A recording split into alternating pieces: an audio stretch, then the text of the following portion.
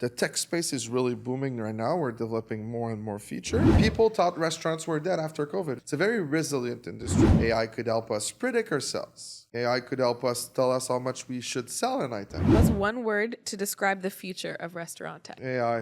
Welcome back to the Build By Me podcast. We're joined today with David Lafleur, a true veteran in the restaurant POS space. With over 2 decades of experience in POS systems, sales, and consulting, David has helped restaurants from fine dining to fast casual optimize how they operate and grow. We're diving into his journey from building and exiting his first POS business to joining Cluster POS and how he's solving real-world problems with modern, customizable tech. Let's get into it.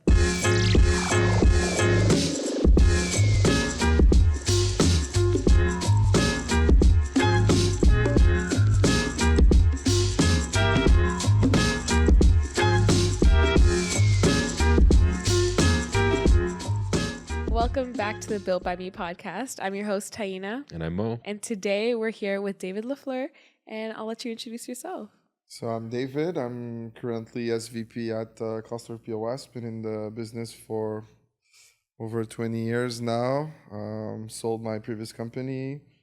So I did a lot of stuff from being a reseller to installing, supporting. So basically did the whole 9 yards. So It's amazing. Yeah. So I want to start by kind of going back a little bit in time. You exited your first POS venture, right? Which was, I believe, Volos. Volos, yes. Volos. Back in 2020. Correct. What sort of lessons were learned from that, or that, you know what I mean? What lessons from that, I guess, journey There was a shaped? lot of good lesson. Yeah. You know, when you exit the market and you sold your company, and first most of the time you have to stay on for a couple of months, years, it's because they want a continuation of the business. So I feel that I learned a lot from that experience. It was a bigger company. There was different stuff, but I think what really, you have to have focus, right? You can't do everything. And I think, when you do acquisition or you sold your company, I think what I really learning from this is to keep the focus and have the strategy also. So it's something that we're trying to apply at Cluster, where I don't take too much project at the same time. And I try to keep my team really aligned and focus on specific goal we want to achieve for the year. And it's also, one thing I did also learn is the culture is very important. So when you do, multiple acquisition, like it's difficult. It's different culture, right? So you have a culture clash. So it's what you need to do is really make sure that the culture will all fall in line, and that the people, will end up being happy after, because you're gonna get more results from different team working from you. So I think it's really keeping the focus, also working with the culture and getting those stuff going, basically. So Awesome. Well, that's amazing. So from fine dining to fast casual services, how do you approach building tech for different restaurant models? it's very different, right? Usually the fine dining will require a very specific feature set, right? Very specific user case scenario. It's different because when we build something, I always think, okay, this will serve only one merchant or one customer, one restaurant, or this is a case for everyone. So I always start with that in mind. And then between quick service, and it's very close as far as restaurants, but it's very different in operation. I'll give you a quick example. Like a fast casual or a quick service restaurant, you'll have an easier implementation of KDS, for example, kitchen display system, where, for example, where a fine dining, the cooks are more, classic guys. Oh no, I don't want a screen in my kitchen. It's difficult. So you have to work with them to show them the advantage of having a screen and how to work with the screen. Right. Where a quick service, it's more linear. They know it's fast, so they're usually more open to those change. While a fine dining restaurants, it's more different because they're used to really, there's sometimes a lot of time also and there's a lot of institution in that space, which it come with baggage and background, right? So the changes are more difficult, right? So 100%. What about in terms of restaurant operations? What are, what are some things that are overlooked by restaurants when it comes to optimizing their operations through a POS system? sometimes they overlook too much at the cost of the POS, right? Right. Maybe I'm going to diverge from your question because I want to touch something here. I feel that sometimes they don't want to spend the money. Well, there should be something spending, like they don't see the right Like ROI. ROI, correct. So they don't look at the ROI. They only look at the bottom line, and that's basically a big mistake. A lot of restaurants don't look at the ROI. These days they just look, oh, how much is going to cost me monthly? They don't look how much money they will save, right? Right. So I think it's not exactly what you were asking me, but I feel that it goes along this way because I feel that they don't use the tool enough. But one of their challenge also is that they have so much stuff to do. Yeah. Even the selling aspect. I'll give you a quick example. You engage with a merchant, right? You want him to sign your contract, to engage in a POS, you do a nice demo and everything. It's still going to be complicated to get to the finish line, not because he wants to sign with you. It's just because he has so much distraction.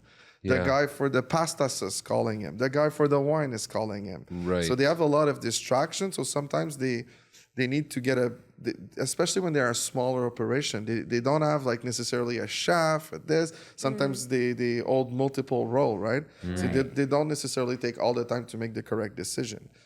But to go back to your original question, I took some notes earlier in the day, but I feel that, there's great tools right now in the market that didn't exist 20 years ago. And I feel that, smart scheduling has become very popular. Forecasting right now, there's a lot of tools available because we have all of the data now. It's something that they could better utilize over time, right? Which they don't necessarily do. But it's also very difficult to remove the restaurant owner from his Excel sheet to a different program, right? A lot of time, especially the fine diner, they're stick with their old manners. Yeah. So it's all about change management with them and getting them to use the new tool. And, it's not easy. It's true because the average POS today is doing a lot more than what it was doing 10, 15 years ago, right? And you're right. Like a lot of it is how can I change you or how can I move you from this way of doing things to this way of doing things? Because if you think about it for a second, what is a POS?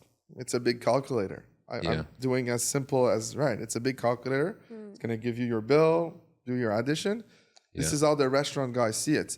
But the POS have so much evolved. Yeah, and we have now major player in the industry like Toast who are investing massively in the business. So the tech space is really growing fast. Yeah. When you have a big guy investing that ton of money, what's happening? The other guys have to keep up. So the tech space is really booming right now. We're developing more and more feature. But most of the restaurant people, they don't necessarily adapt quickly to those features, right?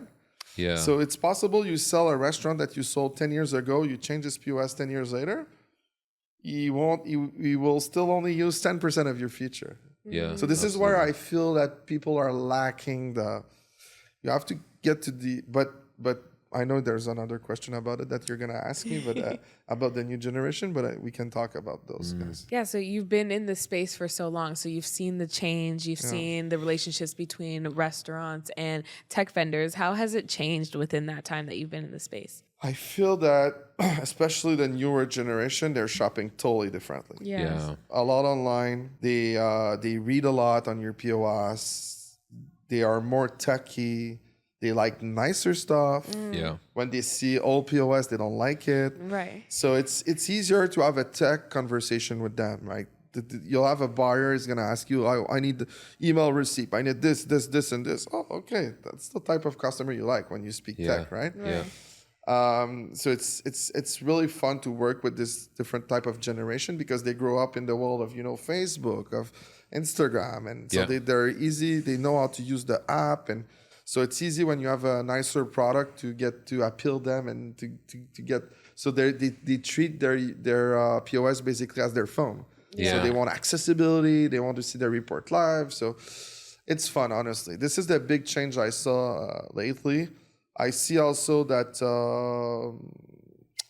I see where the industry is going now. There's going to be more drastic change coming up. Like in the next couple of years with AI and everything, it's going to change drastically again. You hit an interesting point there because especially with the newer generation, growing up in the era of like technology and knowing how to use, a cell phone and obviously apps and all these things, it's almost like they're now demanding the technology provider to go faster, Yeah, and to absolutely. optimize and Yeah, to create more absolutely. features, right? Even now, we're building a new product where I work, and I was discussing with my team last week a minimal viable product, an MVP for a new software. Yeah. Now I was challenging my team. I'm like, you can't go out with this MVP where it does nothing. We're in 2025. There's a minimum set of requirement now Right. that the new generation would expect, Yeah. Absolutely. which was not the same set than 20 years ago.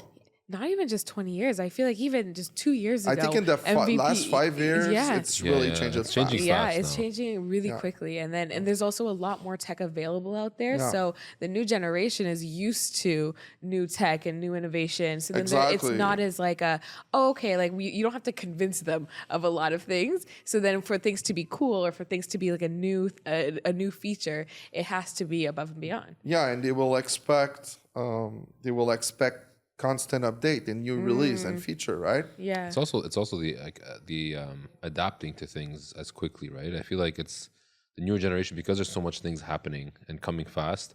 They're quicker to just adapt and to be like, okay, I get it. What's next? You know what I mean? It's not like I need this like big learning curve and I need to go through it.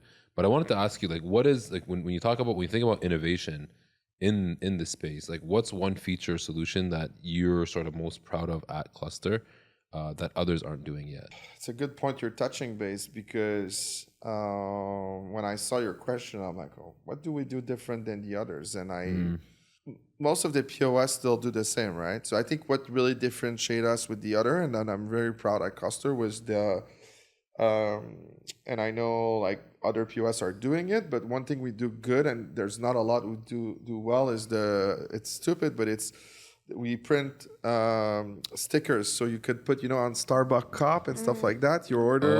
I see. Yeah, yeah. Even on Poulet Rouge, I don't know if you know Poulet Rouge, the ball, it's one of our clients. We put the sticker on, and so this is a really nice feature of Cluster. It's very popular. It was built very well. So it's funny because I'm gonna answer your question, but also another one that you might have for me. So you said, remember earlier we talked about newer generation versus older generation. There's one thing they have in common: feature. Yeah. The feature is crazy. Like you can't stop developing feature in a POS. Like you'll meet one client, he's gonna want the receipt this way, the other one it's a never-ending story. Yeah. So if you think of buying a POS and not developing feature, you're in the wrong business. It's never gonna stop. What you have to do and adapt is to make sure you're building the right feature and not spending money on the feature that has no value, basically. Yeah. So speaking of, Cluster is known for personalizing, the tools to the customers. What are some of the features that you've seen that are more popular, the trends that people are looking for? I think accessibility these days, right? I think a lot of the feature that people want is, be able to meter on their phone live, adjust an item, adjust the pricing. How do I compare with this? A lot of integration feature, right? Integration with a software like Push or others where they get their metrics right away and they are able to make a decision and act on it, right? For example, I want to disable my online ordering now. Boom, off on a toggle of a button, stuff like that. That's what they want. They just want accessibility and a touch of a button, because most of the time they're in the juice, in the middle of the rush. Yeah. They are running for, for their fast. tails, and they need to make the action quickly, right? So this is how I feel about what's really in demand right now. It's the accessibility. Yeah, it's like, let me be in control. Exactly. Fully. I don't want to have to sit there and pick up the phone and call someone and can you do this and that and the other. How do you manage personalization while still scaling? That's a very good question, and it goes back to what I said earlier, which is, how do you appeal to the mass without just doing a single feature? So we came up with not a perfect receipt at Cluster, but it's okay. So when we do a sprint, of dev, it's a short amount of time when dev will work on a new version. We try to get, large feature for a large public of audience, usually small other stuff for a specific merchant. But it's also about our ROI. Now we have to put the ROI on the other side, which is that feature valuable for us? Is there a future for it? And what's really, really difficult is to innovate. It's not difficult. It's just like people need to adapt to innovation, right? So you might launch something that people never gonna use or don't like. So it's a mix of everything basically, but it's not easy, honestly. There's a lot of competition out there. Yeah. I want to change gears because I want to talk about a few things that are like key right now that are happening. Is inflation, obviously, and labor shortage are becoming like a huge concern, especially with restaurants. How are you helping like restaurant owners maintain profitability? I think it's with the tool, right? It's a little bit about what we said earlier, which was the fact if they can see their number live, this will help them cut the staff, you know? For example, they want to know, do I am overstaffed, right? But it's funny because it's all stuff that happened 10 or 15 years ago. Yeah. 15 years ago, we had people asking for those features because there was a recession. There was other turmoil, right? One thing I learned from the restaurant industry is a very like it's like cyclical almost, right? Like it's like cyclical, but also it's an industry where you hit the industry and it won't back up. So it's right. I'm missing my word now, but it's a strong industry basically. Yeah. People thought after Resilient. COVID, restaurants resilient. That's my word. Very It's resilient. very, very, very resilient. Each year I'm doing, I'm like, oh, restaurants will close. You have 10 that close, 20 more that open. It's crazy. Yeah. People thought restaurants were dead after COVID, remember? That's true. They thought it was dead. It's a very resilient industry, right? So even if inflation came, they found solution. You remember there was that old trend with online ordering. Everyone now was doing online ordering in COVID. Look now, half of them just closed their website. It's going to be something else after. So I think we just need to provide them with the tool, especially, as I said, automated staffing, automated. And now AI, the more and more we're going to introduce AI into our software, it's going to transform their whole thing, right? 100%. I see also a big move about, kiosks coming back on the market. Kiosks mean less staff, right? So it's goes a little bit the line what you said where they have issue getting staff. They put kiosks now. It can automate stuff. Also QR code with self-ordering by the customer, which you have less staff basically, right? 100%. You make an interesting point about every few years it feels like the restaurant industry is dying, and then but it's also kind of booming at the same time, and it's like a very resilient industry, like you mentioned. And even with COVID, when everything was shutting down and people were like, okay, well that's the end for it, but it was the restaurants that didn't innovate, the ones that didn't shift and have like things that were available online, and then were able to come back when people started going in person again, because people still like in-person dining. How do you find that with an industry so resilient, how do you find that which restaurants are the ones that stick around for long periods of time? Consistency. Yeah. The restaurants that stick are the ones that are consistent on everything. I've learned that with one of my favorite restaurants, which was my first client. It's about consistency. It's about always being consistent with your merchant and your customer, right? And even we had client in COVID reinventing himself, but being consistent in their reinvention. Yeah. Right. You have a great wine list and you're giving away a bottle, but the packaging, the way you do it is being consistent with the experience you're not necessarily offering at the restaurants, So there was a lot that... It's a crazy industry, guys. Like, just let's be honest. Like, but it's a good industry and it's a fun one to work with. Absolutely. But yeah, I think consistency would be my keyword. So let's switch gears. Like, I want to talk about AI, right, and the role, because we've been talking about AI a lot at this conference too, right? We're at the Restaurants Canada show. But what role do you see AI playing in the restaurant tech space, especially over the next 5 years? Because we talk a lot about it. There's a lot of noise with AI, and it's changing so fast. No, exactly. I feel that AI is a big topic, right? Yeah. People use, I have AI, I have this, right? Okay, what does AI will do? Look, I'll give you a quick example. How I see AI will act is more as a companion, same way as we use ChatGPT now and every day, right? So I'll give you a quick example. Let's say we're a POS. AI will help us build our menu now. AI could help us tell us how much we should sell an item. Right. Yeah. So there's a lot of stuff AI could do now. AI could help us predict ourselves, could compare. So there's going to be a lot of stuff. I'm not going to give you all the scoop here, but there's going to be a lot of stuff we could do with AI. So, but be careful. AI won't never replace a human factor or a human being. It's going to help. It's going to make the product better. And a good example in a POS is AI. We're right now building an AI. The AI will learn our software and be able to support our merchant and also teach the merchant on how to do certain stuff in our software, which now you're having cost reduction. So that's a good point, because there's a lot of it where it's helpful for the restaurants, but it's also helpful for the tech vendors as well, because if you're learning, if there's a consistent mistake, or if there's something that's happening that the AI is learning, or if you're asking them a question, obviously then they'll figure out how to explain it to you so that you can you won't need to have, them call up or have someone there to help out, because the AI can just help them fix it. It goes back to the new generation, right? AI is helping. Well, the new generation know how to work with ChatGPT. Yeah. So if you put them a ChatGPT interface in a POS, they'll know how to interact with it and won't phone you. They won't get in a call for support. They'll just know what to do. And you'll get an answer right away. Yeah, exactly.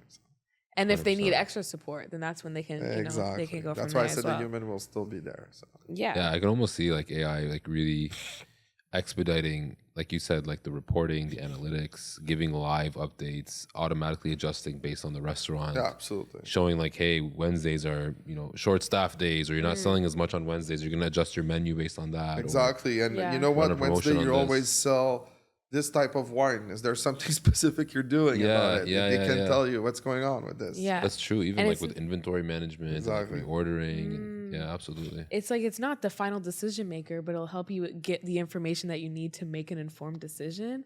And that's really cool. The predictive stuff, right? Prediction. It's going to help a lot. Yeah. The model is going to be important in the data set, but if you provide this to the AI, it'll be able to help you for sure.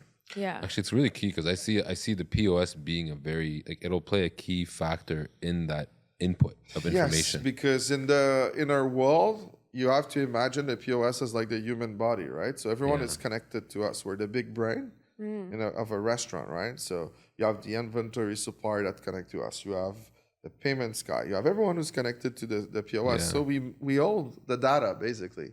So AI will need to connect to us to get the data and to work with the data, basically. 100%. So it's as easy as that. So it really is like the heart of the operation of a restaurant. It is. Yeah. That's why people come to me, like, because they need the integration with us, because we're running the restaurants. So. Yeah, absolutely. Yeah. So AI is a big one. What are some other trends that you're seeing in the tech space, specifically with POS or anything that's As I said, exciting? Kiosk were dead in 2020 with COVID. Kiosks are back in play. I know, I've noticed that. You see kiosk everywhere. We start to have demand back. Merchant want kiosks back. Yeah. Now that also people have adapted to a QR code. Now your grandma knows how to use a QR code now. Yeah, that's so true. QR code ordering is, COVID brought some cool stuff. Accelerated also the use of technology. So I feel that, that the trends right now are really kiosk, everything that's mobile, easy self-ordering. And I feel that also the merchant and restaurants owner, they want everything integrated. They want the less hassle possible. Yeah. So they're looking, for a solution that work well together.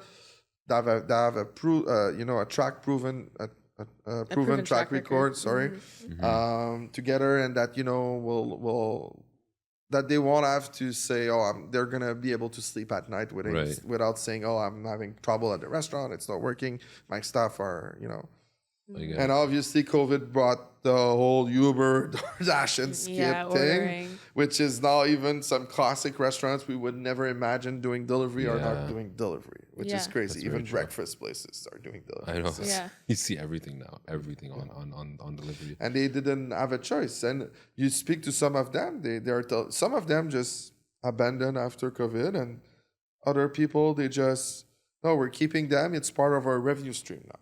Yeah. It's not a lot, but if we cut them, we're going to start losing money. I want to talk about like what your philosophy is when you're selling to restaurant owners. Oh, that's a very good question. Because it's like something I try to teach my team every single day. Because we talked about it earlier, right? Like the Gen Z now, or the new generation of owners, they're a lot more tech savvy, they're a lot more aware, they're doing a lot more research. I don't like pushy sales strategy. The first thing when I do hire someone new in sales is I said you have to listen. You have to listen to what the merchant's going to ask you fulfill his needs, understand his needs, come up with a solution. You're almost like a solution expert or an engineer now. You have to listen to what he needs and wants to accomplish. If you push him to something, sometimes you're not making the right decision, and you're going to end up pushing him a POS that he's not happy with and not comfortable. At the end of the day, it's about the relationship, making sure you understand well the merchant and his need and what he wants to accomplish. And as you said, it's fun conversation now because the new generation, they're super tech savvy. So usually they'll come very organized with their list of questions. Can it do that? Yes. Can it do that? Yes. I need a Uber integration. Yes. I need this. So it's a more of a engaged tech conversation, but it's still a lot of fun. No, that's awesome. That's really cool. One of the questions I had was about integrations or partnering with someone versus building it on your own, and what your thoughts are on that. It's a very good question. I'm building a POS now. So very good example, right? So going back to what we said earlier, POS is the human body, right? So it's about also what I said earlier, focus. What is the focus of a POS? Do you want to be everything? So I feel that right now in these days, you need to be good at a couple of points, your main stuff in a POS software, and you have to keep the focus. You can't be good at everything. It's something that I've learned over the years. Even when I was with Volos, we tried to have everything done in-house. Yes, it's nice, but sometimes there's a cost to it because you have to maintain the solution. Right. You can't keep up with the specialty players. So it's very challenging. So I think there's a road right now where you can white label product, right? Yeah. You build it into your brand, you white label them, but at least you don't have to maintain the tech stack. Yeah. So I think it's a mix of everything. Because we're seeing it more now, right? Especially with POS players. Like, you're right. It's hard to be everything to everybody, right? And you can't. And there's people, and there's businesses, and there's technology out there that are expert in certain things, which if you don't integrate, you're almost putting the customer at jeopardy, because the customer is gonna demand a certain feature set or product. Yeah. And if you don't have it, and if you won't integrate, they might actually leave you completely. Right? There was a good example of that would be, look at the inventory space. Yeah. 15 years ago, there was no push, there was no restock, there was no, there's a lot of players, Octagon, that are live, Whisk, like inventory, I mean, and employee scheduling. Two aspects that a POS was doing before. Yeah. Completely two new tech space, right? Yeah. Managing schedule with employees. So you have the 7 shift of the world that came up, push. I have a tons of lists, right? And then on the other end, then inventory, you had few key players back in the time. Now you have 15 players. Yeah. All fighting for the same space. So how do you compete with those guys that will only focus on specific aspect? Yeah. And bring even more value that you can ever bring with your POS. So you have to make just smart decision, and it goes back to the integration way or the white label way. There's not a lot of way to do about it right now. So that's why you need a strong APIs. So what's funny? Because even like restaurant owners themselves, if you look at it from separate the technology side of like the business, like the restaurant owner who's looking for the POS, there's almost like this expectation of like, I'm gonna buy this POS and it's gonna do everything for me, and it's almost like that's not ever gonna be the case. No, that's the point, right? So if you look, let's take the case of Toast, for example. Yeah. Biggest restaurant player right now, biggest POS player in the restaurants world, right? How did they grow? They grow by selling, but they grow by acquisition. Did they buy any other POS? No. They bought complementary solution that they merged to their solution. Right. So an inventory solution, an employee scheduling solution. And I think that's the other play you could make also, is do M&A, where you acquire and merge company and you get the technology without developing it. But again, if you get the technology, you'll have to maintain it and invest in it. Yeah. A lot of people make the mistake on not investing in their technology moving forward, which for me is a big mistake. You can't be a software and a tech company if you stop investing in the tech. Yeah, you have to keep upgrading, because there's always going to be new things. You're going to start training more client, and it's not going to be good for the business. So. Yeah. 100%. Let's do rapid fire. Yeah, we have some rapid fire questions for you. I'll go first. Go. Okay. Favorite restaurant tech besides your own? Toast. Okay, yeah. One app you can't live without? ChatGPT. Same. 100%. I love ChatGPT. I use it more than Google now. No, I use it as my It's Google. actually part of my life. Yeah. And a funny story about it is that, my IT guy at the office one day about 6 months ago was like, David, should I block ChatGPT for the employee? I'm like, hell no. Block. They're more productive. They make more typing mistake. The emails are clear for the customer. There's no way. So now we're getting ChatGPT for everyone. So. Yeah. Amazing. Most overused buzzword in the tech world. Cloud. That was my question I wanted to talk about. Clouds. Cloud. One restaurant you'd eat at for the rest of your life. L'Express. Montreal, Saint-Denis. Oh, I don't think I know that one. It's an institution, 40 years. What kind of food is it? It's a French bistro, very consistent and classic. You gotta go check that restaurant out. What's the last thing you ordered from a restaurant? Nashville Burger here. Nice. Was it good? That was good. Apparently it was the best plate in the menu this afternoon, so it's good. Okay. Yeah. So what's one word to describe the future of restaurant tech? AI. Yeah. Yeah, I think we're in the AI world now. Yeah. So 100%. Much spending. Yeah. David, this was really, really awesome and informative. I don't know. Thank you so much. But I think it was you good. did great. It was awesome. Okay, yes, thank you so guys. much. And that wraps up another episode of the Built by Me podcast. As always, don't forget to like, comment, and subscribe to our channel. And follow us on social media at Built by Me Podcast. And please make sure to leave comments below. We want to hear from you. We want to hear what you have to say. And if you're not subscribed, hit that subscribe button now. Until next time. Keep building.